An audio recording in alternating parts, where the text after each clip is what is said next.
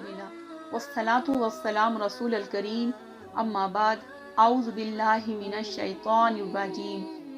القرآن سورۃ التوبہ۔ بے شک اللہ نے مومنوں سے ان کی جانیں اور ان کے مال جنت کے بدلے میں خرید لیے ہیں۔ وہ اللہ کی راہ میں لڑتے ہیں، پھر وہ قتل کرتے ہیں اور قتل کیے جاتے ہیں۔ یہ اللہ کے ذمے سچا وعدہ ہے تورات اور انجیل اور قرآن میں، اور اللہ سے زیادہ اپنے عہد کو پورا کرنے والا کون ہے؟ لہٰذا تم اپنے اس سودے پر خوش ہو جاؤ جو تم نے اس اللہ سے کیا، اور یہی بہت بڑی کامیابی ہے۔ وہ مومن توبہ کرنے والے، عبادت کرنے والے، حمد کرنے والے، روزہ رکھنے والے، رکوع کرنے والے، سجدہ کرنے والے، نیکی کا حکم کرنے والے اور برائی سے روکنے والے، اور اللہ کی حدوں کی حفاظت کرنے والے ہیں۔ اور اے نبی، مومنوں کو خوشخبری سنا دیجئے۔ نبی اور ایمان والوں کے لائق نہیں کہ وہ مشرکوں کے لیے بخشش کی دعا کریں، خواہ وہ ان کے قریبی رشتہ دار ہی ہوں، ان کے متعلق یہ واضح ہو جانے کے بعد کہ بلا شبہ وہ دوستی ہیں۔ اور ابراہیم کا اپنے باپ کے لیے بخشش کی دعا کرنا بس ایک وعدے کے باعث تھا جو وعدہ انہوں نے اس سے کیا تھا۔ پھر جب ابراہیم پر واضح ہو گیا کہ یقیناً وہ اللہ کا دشمن ہے تو وہ اس سے بیزار ہو گئے۔ بے شک ابراہیم بڑے نرم دل، بہت تحمل والے تھے، اور اللہ ایسا نہیں کہ کسی قوم کو ہدایت دینے کے بعد گمراہ کر دے جب تک کہ ان کے لیے وہ چیزیں واضح نہ کر دے جن سے وہ بچیں۔ بے شک اللہ ہر چیز کو خوب جانتا ہے۔ بے شک آسمانوں اور زمین کی بادشاہی اللہ ہی کے لیے ہے، وہی زندہ کرتا ہے اور وہی مارتا ہے، اللہ کے سوا تمہارا کوئی دوست اور مددگار نہیں۔ یقیناً اللہ نے نبی اور ان مہاجرین و انصار پر مہربانی فرمائی جنہوں نے تنگی کی گھڑی میں آپ کی پیروی کی، بعد اس کے کہ ان میں سے ایک گروہ کے دل بہک جانے کو تھے، پھر اللہ نے ان پر مہربانی فرمائی۔ بے شک وہ ان پر بہت شفقت کرنے والا، نہایت رحم کرنے والا ہے۔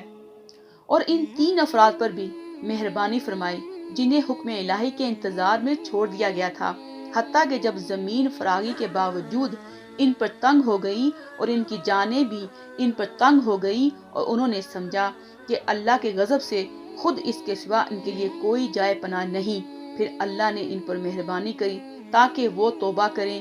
بے شک اللہ بہت زیادہ توبہ قبول کرنے والا، نہایت رحم کرنے والا ہے۔ اے لوگو جو ایمان لائے ہو، اللہ سے ڈرو اور سچ بولنے والوں کے ساتھ ہو جاؤ۔ اہل مدینہ اور ان کے آس پاس رہنے والے دیہاتیوں کے لائق نہیں تھا کہ وہ جہاد میں رسول اللہ سے پیچھے رہ جائیں، اور نہ یہ جائز کہ اپنی جانوں کو نبی کی جان سے زیادہ عزیز رکھیں۔ یہ اس لیے کہ یہ بلا شبہ وہ لوگ ہیں کہ انہیں اللہ کی راہ میں جو بھی پیاس اور تھکاوٹ اور بھوک کی تکلیف پہنچتی ہے، اور وہ جو بھی ایسی جگہ رونتے ہیں جو کافروں کو سخت ناگوار ہو، اور وہ دشمن سے جو بھی کامیابی حاصل کرتے ہیں، اس کے بدلے میں ان کے لیے نیک عمل لکھا جاتا ہے۔ بے شک اللہ محسنین کا اجر ضائع نہیں کرتا۔ نمبر 111، اس میں جہاد کی فضیلت اور اس کے اجر عظیم کا بیان ہے۔ احادیث میں بھی اس کی فضیلت واضح کر دی گئی ہے۔ رسول اللہ صلی اللہ علیہ وسلم نے فرمایا، جو شخص اللہ کی راہ میں جہاد کرتا ہو، اور اللہ کی راہ میں جہاد اور اس کے کلمات کی تصدیق ہی نے اسے گھر سے نکالا ہو، تو اللہ اس کا ضامن بن جاتا ہے کہ یا تو اسے جنت میں داخل کر دے، یا اجر و ثواب اور مال غنیمت دے کر اس کی قیام گاہ تک جہاں سے وہ نکلا تھا واپس پہنچا دے۔ صحیح البخاری فرض الخمس باب 8 حدیث نمبر 3123۔ ایک آدمی نے غزوہ احد کے روز نبی صلی اللہ علیہ وسلم سے عرض کیا، مجھے یہ تو بتائیے، اگر میں اس لڑائی میں شہید ہو جاؤں تو میرا ٹھکانہ کہاں ہوگا؟ رسول اللہ صلی اللہ علیہ وسلم نے فرمایا، جنت میں۔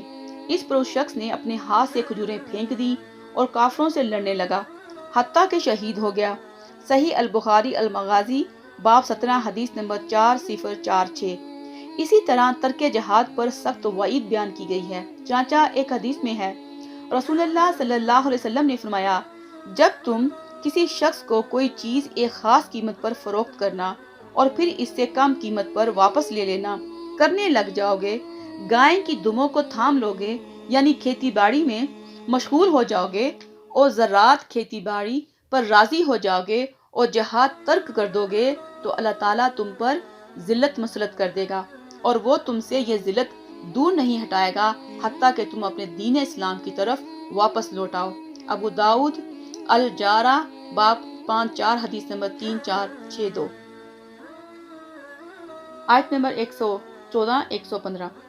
اسی لیے علماء نے بھی تاکید کی ہے کہ واضح دلائل کے بغیر کسی مسلمان کو کافر نہ کہا جائے، تاہم اس کا مطلب یہ بھی نہیں کہ کفر صریح اور ارتداد کے بعد بھی اسے کچھ نہ کہا جائے۔ چنانچہ علماء اسلام نے اسی لیے خوارج کو اسلام کے دائرے سے نکال دیا۔ خوارج یا حروریہ وہ لوگ ہیں جو دین اسلام سے نکل گئے اور جنہوں نے باقی مسلمانوں سے دین کے مسلمہ عقائد میں اختلاف کیا، اور ملدحین بے دین لوگ دین کے مسلمہ عقائد کے مخالفین کو ان پر حجت قائم کرنے کے بعد قتل کر دینا جائز ہے، اگر اسلام اور اسلامی حکومت کے مفاد کے لیے ضروری ہو۔ حضرت عبداللہ بن عمر رضی اللہ عنہ نے خوارج اور ملحدین کو بدترین مخلوق سمجھا کرتے تھے اور فرماتے تھے ان لوگوں نے جو آیات کفار کے متعلق نازل ہوئی ہیں انہیں غلط تعبیر و تشریح کر کے مسلمانوں پر چسپیاں کر دی۔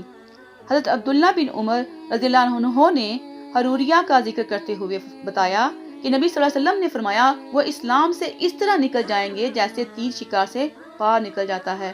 صحیح البخاری کتاب الاستتابہ المرتدین باب 6 حدیث نمبر 6932۔ آیت نمبر 119 نمبر 1۔ اس لیے کہ سچ انسان کی نجات کا اور جھوٹ تباہی و بربادی کا باعث ہے۔ چنانچہ حدیث میں ہے نبی کریم صلی اللہ علیہ وسلم نے فرمایا بے شک سچائی نیکی کی طرف ہدایت کرتی ہے اور نیکی جنت کی طرف لے جاتی ہے، اور آدمی برابر سچ بولتا رہتا ہے حتیٰ کہ صدیق بن جاتا ہے، اور جھوٹ فجور بدکاری برے اعمال گناہ کی طرف لے جاتا ہے اور فجور جہنم میں پہنچا دیتا ہے، اور ایک آدمی برابر جھوٹ بولتا رہتا ہے حتیٰ کہ وہ اللہ تعالیٰ کے ہاں کذاب لکھ دیا جاتا ہے۔ صحیح البخاری الاداب باب 6-9 حدیث نمبر 6094۔ ایک دوسری روایت میں فرمایا منافق کی 3 نشانیاں ہیں۔ نمبر 1 بات کرے تو جھوٹ بولے، نمبر 2 وعدہ کرے تو اس کی خلاف ورزی کرے، نمبر 3 اور کوئی امانت اس کے سپرد کی جائے تو خیانت کرے۔ حوالہ مذکور حدیث نمبر 6095۔